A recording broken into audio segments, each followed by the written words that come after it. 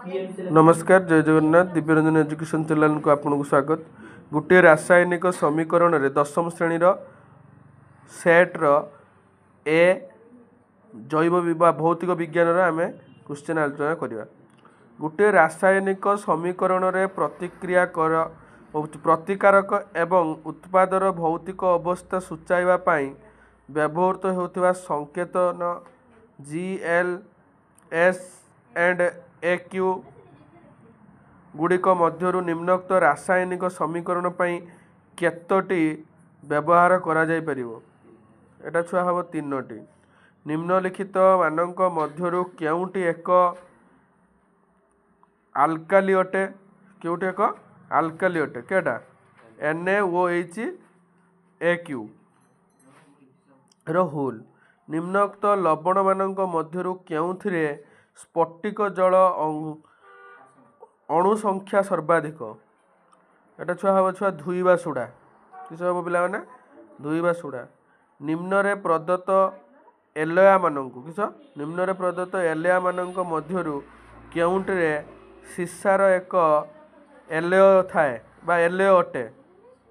एटा हम छुआ कोन ना शोल्डर किस शोल्डर। तापरे आल्काइन श्रेणीर तृतीय यौगिकर कार्बन कार्बन मध्यरे केतोटी सहसंयोगी बा केतोटी सहसंयोजी बंध रही। एटा पांचटी।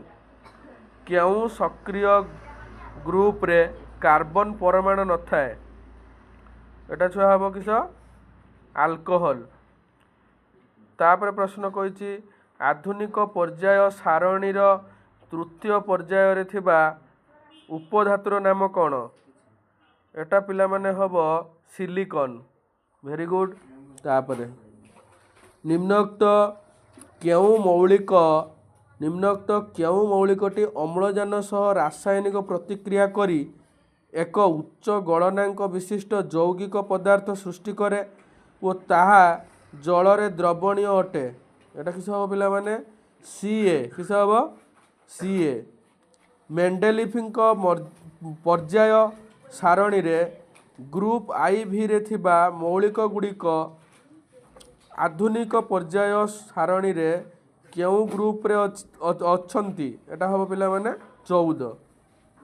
तापरे बेंजीन अणु रे केतोटी सह संयोज्य बंध रही केतोटी सह संयोज्य बंध रही एटा हबो 15।